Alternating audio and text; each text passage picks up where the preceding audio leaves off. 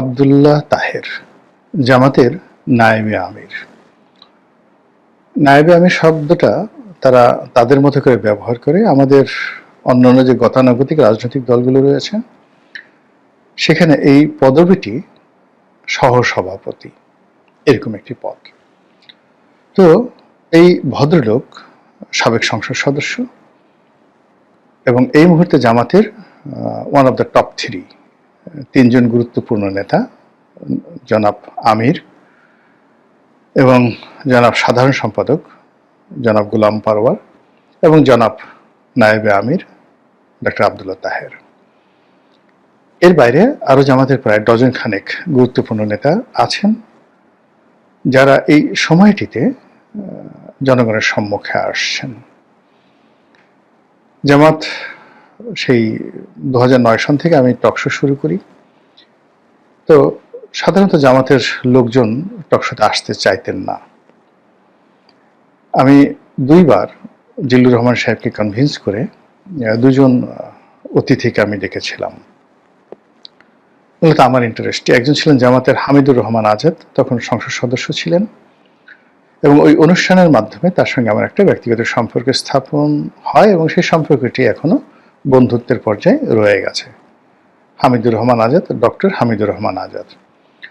আর একজন হলেন জনাব তাজুল ইসলাম, এখন যে চিফ প্রসিকিউটর রয়েছেন আন্তর্জাতিক ট্রাইব্যুনালের, অপরাধ ট্রাইব্যুনালের।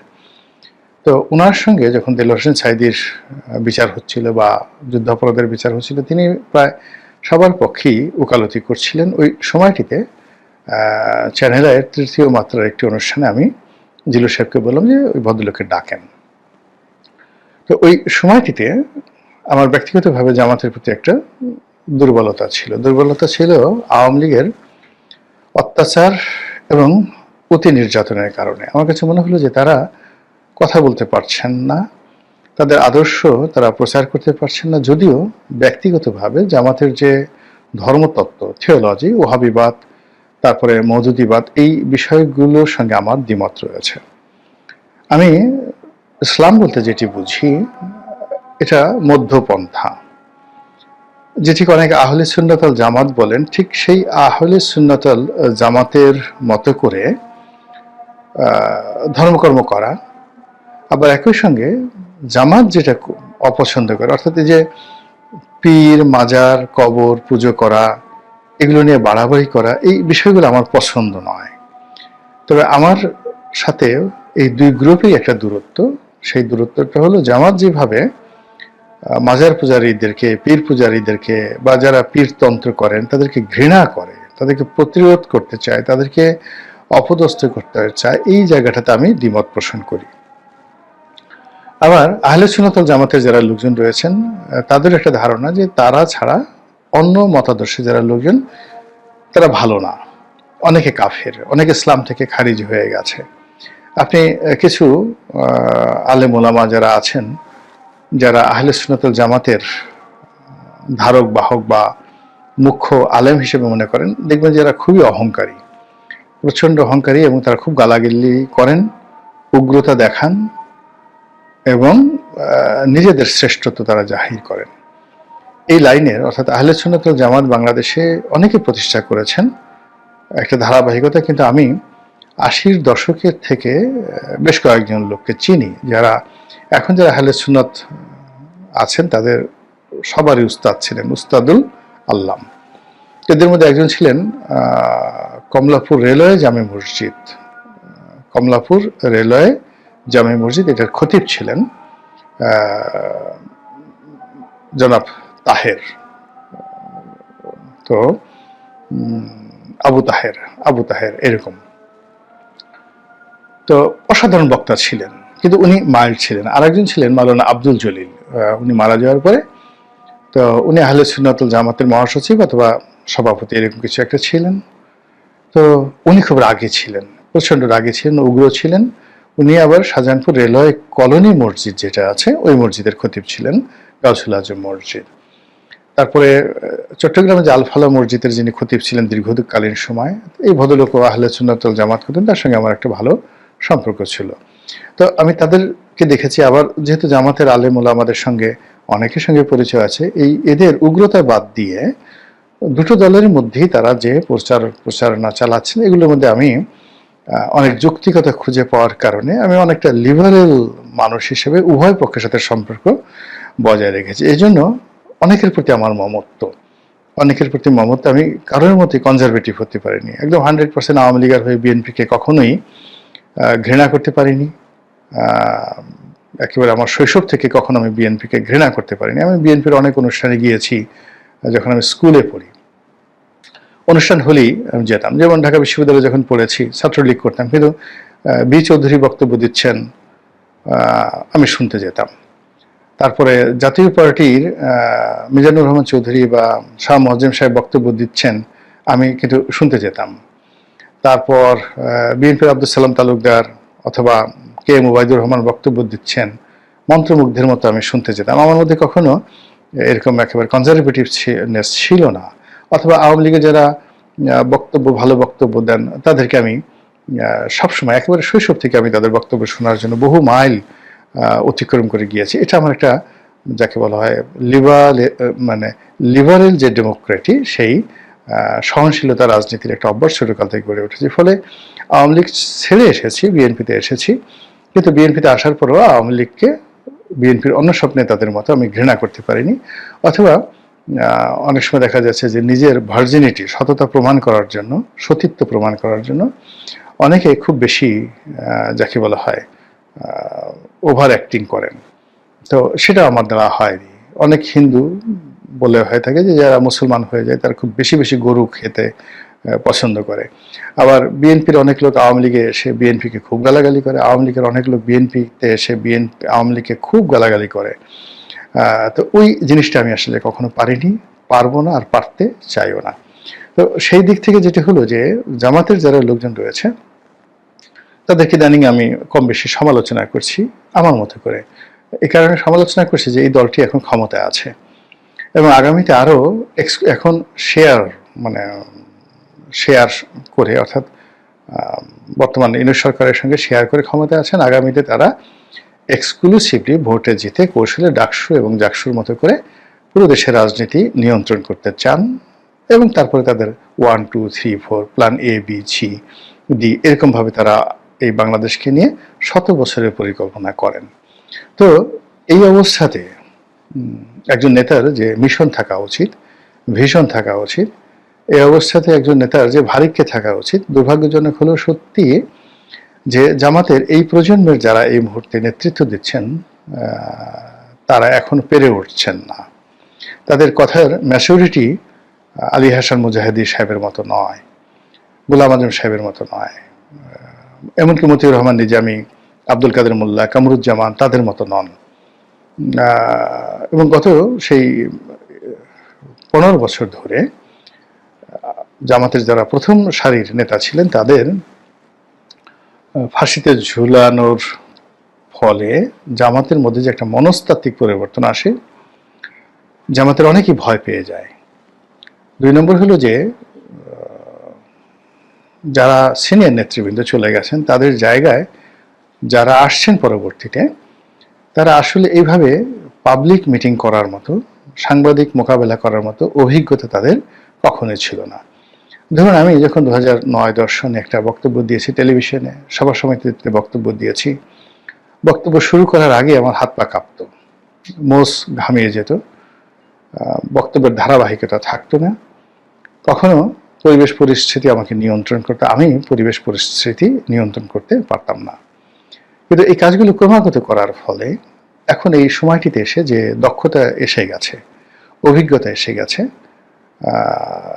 পেশাদারিত্ব এসে গেছে, ফলে কি হলো, এই যে আপনাদের সঙ্গে কথা বলছি, টেলিভিশনে কথা বলছি, মঞ্চে কথা বলছি, রাজনৈতিক মঞ্চে কথা বলছি, জনগণের সঙ্গে কথা বলছি, সেখানে কোনো পরিস্থিতি আমাকে নিয়ন্ত্রণ করতে পারে না।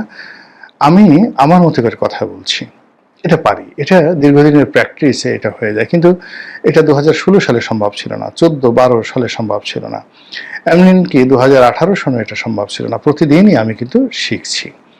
তো সেই দিক থেকে জনগণের সামনে কথা বলার জন্য বা আন্তর্জাতিক মিডিয়াতে কথা বলার জন্য, রাজনৈতিক প্রতিপক্ষের সঙ্গে নেগোসিয়েশন করার জন্য নিজেদের ক্ষমতা, বৃত্ত এবং বৈভবকে জাস্ট ধামাচাপা দিয়ে তারপর নীতি এবং আদর্শের যে কথা সেগুলো বলতে পারা, এই জিনিসগুলো এখন তারা প্র্যাকটিস করছেন, কিন্তু এখনো তারা সফলতার ধারের কাছে যেতে পারেননি। ফলে এই গত 1 বছরে যে আমাদের যারা শীর্ষ নেতৃবৃন্দ রয়েছেন মোরালেস সবাই কিন্তু তাদের নানা রকম কথাবার্তার দ্বারা বিতর্কিত হচ্ছেন।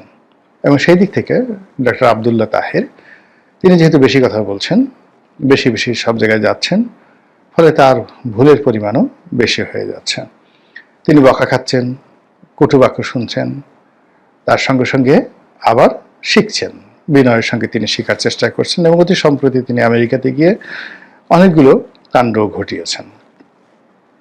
প্রায় সব কাণ্ডগুলোই কিন্তু বিতর্ক তৈরি করেছে।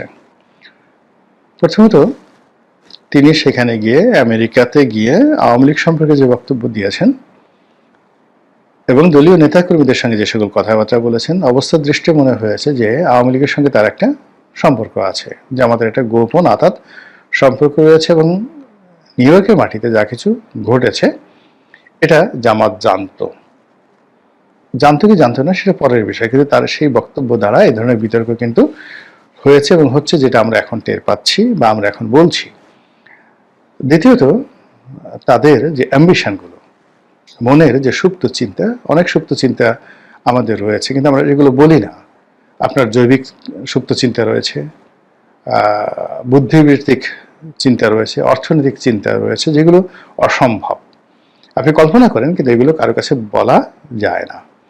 তো তদ্রূপ আমাদের মধ্যে বাংলাদেশে অনেকেই ভারতকে আমরা পছন্দ করি না। আমাদের মধ্যে যে যারা ইসলাম ধর্মাবলম্বী, আমরা কথায় কথায় খুলাফায়ে রাশিদিনের স্বপ্ন দেখি, আব্বাসীয় খেলাফতের গৌরবোজ্জ্বল ভূমিকার যে ইতিহাস সেটা অধ্যয়ন করি এবং স্বপ্ন দেখি, উমাইয়াদের শাসনামল স্মরণ করি, মোহাম্মদ বিন কাসিম, হাজ্জাজ বিন ইউসুফ আমাদের নায়ক, আমরা সেগুলো চিন্তা করি। আমরা খালিদ বিন ওয়ালিদের কথা স্মরণ করলে, গাজী সালাউদ্দিনের কথা স্মরণ করলে, ইউসুফ বিন তাসকিন মরক্কোর শাসক, তার কথা স্মরণ করলে আমাদের গর্বে বুক ভরে যায়। আমাদের দেশে অটোম্যানদের সম্পর্কে আমরা তেমন একটা জানতাম না, কিন্তু বাংলাদেশের দীপ্ত টেলিভিশনে সুলতান সুলেমান কয়েকটি সুলতান সুলেমান, কোসেম এরকম কয়েকটি পর্ব প্রকাশিত হওয়ার পর অটোম্যান ডাইনেস্টি সম্পর্কে আমাদের যে আগ্রহ, উদ্দীপনা এখন তুঙ্গে। আমরা এখন সবাই সুলতান সুলেমান, সুলতান তৃতীয় মুরাদ, সুলতান মেহমেদ যিনি কনস্টান্টিনোপল দখল করেছিলেন, তো আমরা সবাইকে শ্রদ্ধা করি এবং ওইরকম একটা ডাইনেস্টি আমরা তৈরি করতে চাই। এবং সেই ডাইনেস্টি তৈরি করার যে স্বপ্ন, সেই স্বপ্নের কারণে আমরা আবার সেই সুলতানি জমানা, ইলতুৎমিশের জমানাতে, গিয়াসউদ্দিন বলবনের জমানাতে, আলাউদ্দিন খিলজির জমানাতে, দিল্লি কেন্দ্রিক আমরা সেই সময়গুলিকে স্মরণ করি। মুঘল জমানাতে আমরা বাবর থেকে শুরু করে আওরঙ্গজেব পর্যন্ত এই যে স্বর্ণালী সময়, এই সময়টিকে আমরা ওন করতে চাই। আবার আমরা ভারত দখল করতে চাই, আবার আমরা সেখানে মুসলিম শাসন প্রতিষ্ঠা করতে চাই। এটা এই বাংলাদেশে যারা পশ্চিমে মুখ ঘুরান, নামাজ পড়েন কাবামুখী হয়ে, এমন কোনো মানুষ নেই তাদের মনে এই চিন্তাগুলো নেই। কিন্তু এখনকার যে বাস্তব পরিস্থিতি, সেই বাস্তব পরিস্থিতি এই কথাগুলো বলার মতো নয়। আমরা এই কথাগুলো বলা ঝুঁকিপূর্ণ মনে করি, দেশের জন্য, নিজের জন্য, সব দিক থেকে এই কথাগুলো বলা যাচ্ছে না। এবং এটা কতটা রিয়েলিটি আপনি চিন্তা করুন যে মুহাম্মদ রাসূলুল্লাহ সাল্লাল্লাহু আলাইহি ওয়াসাল্লাম যখন মক্কা জয় করলেন, তখন আপনি বুঝতে পারেন যে প্রবল রোমান সম্রাট, পুরো মধ্যপ্রাচ্য তাদের শাসনকর্তা হয় না। সিরিয়া থেকে যদি রোমান সম্রাটের কোনো একজন প্রতিনিধি, একজন যাকে বলে সিঙ্গেল একজন সৈনিক পাঠিয়ে দেওয়ার পর যদি মক্কার কোনো গোত্রকে বলা হয় যে একে অ্যারেস্ট করে, গভর্নর হুকুম দিয়েছেন অ্যারেস্ট করে নিয়ে যাওয়ার জন্য, ওটাকে চ্যালেঞ্জ জানার মতো ক্ষমতা আরবের বেদুইনদের তখন ছিল না। দুটো অংশ ছিল, একটা হলো সিরিয়া কেন্দ্রিক রোমান সাম্রাজ্য, আর একটা ছিল পারস্য, যাকে বলে ইয়ামেন কেন্দ্রিক, ইয়ামেনের হাদ্রামৌত কেন্দ্রিক, আবার এটাও না, আবিসিনিয়া এখন ইথিওপিয়া ছিল যাকে বলা হয় পারস্য ডাইনেস্টির আঞ্চলিক হেডকোয়ার্টার। তো ইথিওপিয়া থেকে আবার একজন গভর্নর পাঠানো হতো, যিনি ইয়ামেনের সেই যাকে বলা হয় রাজধানী সানাতে বসতেন। সেই গভর্নরের হুকুম চলতো দক্ষিণ আরবে, মানে আজ আমরা যেটাকে হেজাজ বলি, মক্কা মদিনা এই অঞ্চলে চলতো পারস্য শাসন। আর উত্তর আরব সেখানে চলতো রোমান সাম্রাজ্যের শাসন। এবং ওইরকমই ছিল অবস্থা যে 650 খ্রিস্টাব্দের দিকে বা আল্লাহ রাসূলের জমানাতে যদি মক্কা মদিনাতে সেই পারস্য শাসকের একজন প্রতিনিধি আসতো নিরস্ত্র এবং বলতো ওকে অ্যারেস্ট করে নিয়ে যাওয়ার জন্য, এভাবে কিন্তু হুজুর পাক সাল্লাল্লাহু আলাইহি ওয়াসাল্লামকেও অ্যারেস্ট করার জন্য লোক পাঠানো হয়েছিল। তখন আল্লাহ রাসূল বলছেন যে আপনি যার হুকুম তামিল করতে এসছেন তিনি তো নিহত হয়েছেন, তিনি তো আর নেই। তো এই কথা শুনে তিনি ভয় পেয়ে গেলেন এবং আসলেই সেটা নিহত হয়েছিল। তো এরকম ছিল তখনকার রাজনৈতিক অবস্থা। এবং সেই রাজনৈতিক অবস্থার কারণে মক্কা জয় করার পরে তিনি কিন্তু সঙ্গে সঙ্গে মূর্তিগুলো, লাত মানত উজ্জা, সেই মূর্তিগুলো ভেঙে ফেলেছিলেন। কিন্তু ওখানে যে আমরা যাকে হযরত মারিয়াম আলাইহিস সালাম বলি, তারা খ্রিস্টানরা যাকে মা মেরি বলে, তার একটা ছবি ছিল ওয়ালে আঁকা। সেই ছবিটা কিন্তু রাতারাতি মুছা হয়নি। এর কারণ হলো আল্লাহ রাসূল চিন্তা করছিলেন যে এটি যদি মুছা হয় আর এটির খবর যদি সিরিয়াতে পৌঁছে এবং সেখান থেকে যদি রোমান সম্রাটের কানে যায়, আর রোমানরা যদি এই মুহূর্তে মক্কা মদিনা আক্রমণ করে, আমরা সেটা সামাল দিতে পারবো না। This is politics. তো এইভাবে অনেক কথা আমাদের হৃদয়ের মধ্যে রয়েছে, অনেক বাস্তবতা রয়েছে, কিন্তু অবস্থার প্রেক্ষিতে আমরা সেটা পালন করতে পারি না বা আমাদের করা উচিত নয়। এখন আমরা কোনো অবস্থাতেই ভারতের সঙ্গে যুদ্ধ করার, ভারত দখল করার, এটা আমাদের স্বপ্ন হতে পারে, কিন্তু এটা 1% বাস্তবতা নেই। বরং আমাদের রাজনীতিবিদের মুখ থেকে এই ধরনের কথাবার্তা যদি বলে বা বের হয়, তাহলে যে কোনো সময় একটা দুর্ঘটনা ঘটতে 30 মিনিট সময় লাগবে না, অনলি 30 মিনিট, সবকিছু তছনছ হয়ে যাবে, এটা দ্বিতীয় সিকিম হয়ে যাবে। তো সেই দিক থেকে জামাত যেহেতু এখন ক্ষমতা লাভ করতে চায়, ক্ষমতায় যেতে চায়, ফলে তাদের বক্তব্য কতটা সংযত হওয়া উচিত এটি বলাই বাহুল্য। তারা ইতিমধ্যে গাজওয়াতুল হিন্দের কথা বলেছেন, আব্দুল তাহের তিনি সেখানে গিয়ে, ডক্টর আব্দুল তাহের। তারপরে ভারত বাংলাদেশ আক্রমণ করুক, তিনি সেটা চান। এবং 71-এ যেভাবে তারা দেশমাতৃকার পক্ষে যুদ্ধ করেছেন পাকিস্তানের পক্ষে, এইবার তারা ভারতের বিরুদ্ধে বাংলাদেশের পক্ষে যুদ্ধ করে তারা দেখাবেন যে তারা সত্যিকার অর্থে দেশপ্রেমিক।